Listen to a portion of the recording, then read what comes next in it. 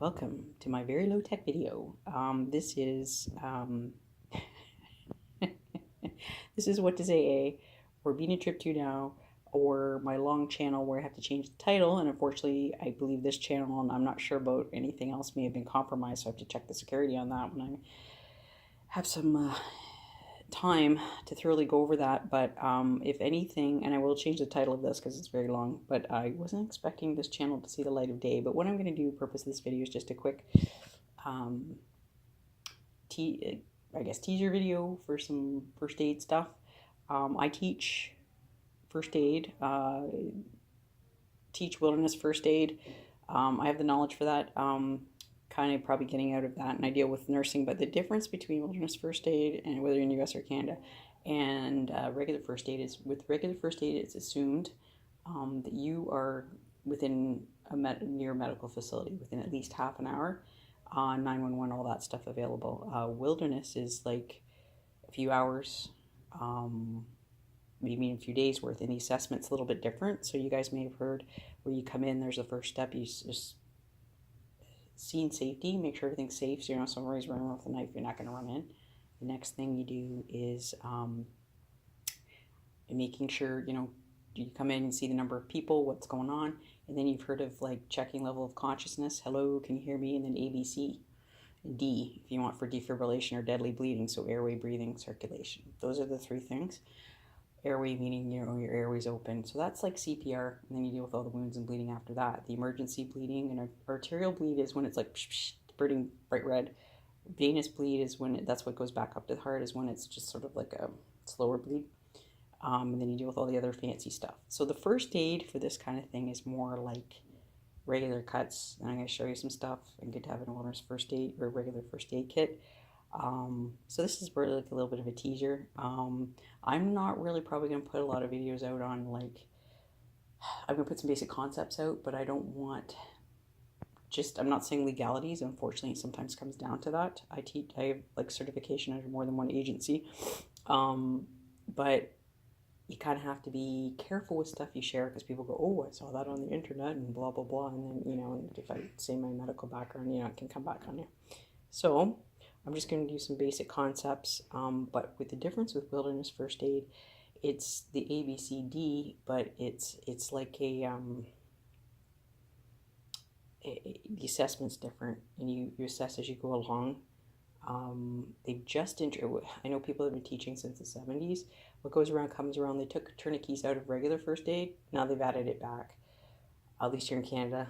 Wilderness first aid, you can do that, but you gotta be careful so you don't literally lose a limb. Everybody's heard stories about the guy. There's one guy out in British Columbia, Canada, who, I know it sounds gross, but was trapped between a rock, his arm, and he cut part of it off. At least I think it was Canada. It was out west.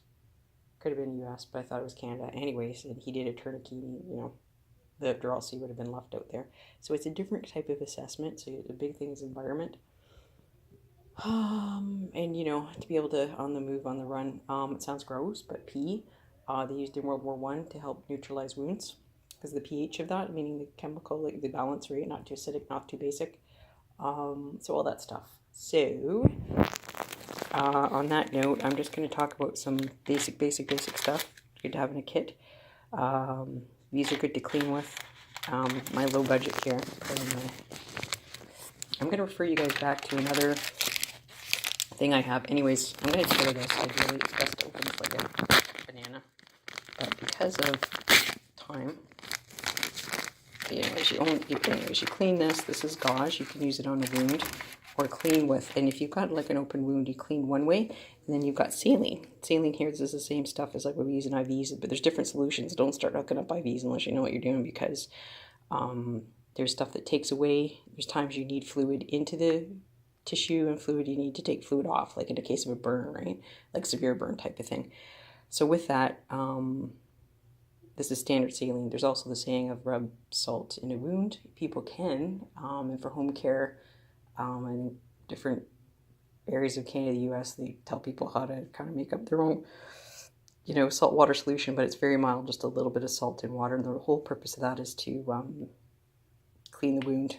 So regular water, you got to be careful with, and thinking about boiling, and that was touched on. I was in a chat the other night. Also too, because this is like the third version of this video, my channel may have been this channel, and a couple others may have been compromised. And so if I'm leaving a comment, it's not the best, or it doesn't sound like me, may not be. So I've got to check that out, out and about. So basically, there's that. I'm going to refer you guys back to an old video I have about wound care products as well. This is iodine. They look like iodine lollipops. It's sort of like a ketchup where you tear, and there's liquid iodine in the bottom. And what you do is you go around that. I don't have this open. Sorry, this is last minute, but go around one way and then go down another. But if it's like a snot green, not to sound gross, but if you got a wound that has like a snot green color, you don't want to go back and reinfect the area. So you go one way and wipe. There's also, if saline bugs just sterile water, you can buy that. They up this price at stuff at like CVS or Shoppers or whatever, the baby stuff for distilled water. Like family members of mine, extended family, used to use that for their little ones. But you probably could get away with like regular sterile water. They just slap a label on stuff and up the price. So that's an alternate to wounds as well. And hand sanitizer is good. I was saying too, I was on Paul's chat the other night about, this is 70, because for healthcare, what is it, 70% alcohol? Anyways, we have French on here as well, en français, but yeah, 70% alcohol. But for over-the-counter stuff, it's less, but you can actually start fires with you know, Purell type of stuff and other products. So it's good for more than one thing. What was I say? Scissors, alcohol wipes. Y'all in the States use alcohol and peroxide more than we do here. It's okay, but not, so it's not highly advisable because all the time, because it kills good wounds. So you see that. And also too, what's good for infection, if you mix with water, 1 part water to 5 parts, is, gotta cover up the name here, but vinegar. Okay, just plain, sorry, very low budget here, plain old vinegar. So basically, yeah, that's about it. Wash your hands, you know, having some wipes. This is our hospital type brand of wipes. So these are some things that you know, can carry with you, but making use of things it is good. And in my other video I've got, which is like 4 or 5 years old, I've got breakdown of products, which really hasn't changed much. So, but this is just some basic first aid stuff. So yeah, but infection is something that you'd worry about. Checking the site if it's warm. You can mark with a marker around it, like a Sharpie. And if it spreads and it's warm, that means infection set in. So there's different antibiotics and stuff you can use as well. Products which you guys can get in the States better than Canada over the counter, just the way it seems to work, is silver. So you can get silver-based products. We have it here. You can get it at health food stores, but there's silver cream. There's silver stuff. There's silver stuff that I have that's like here they have stuff that looks like felt. It's in my other video, so I'm just going to put a reference up to that. But silver, and you can buy silver band-aids, helps fight infection. So that's what you want to do. Ounce of prevention, pound of cure. And if you're ever on antibiotics too long, probiotics are good to have.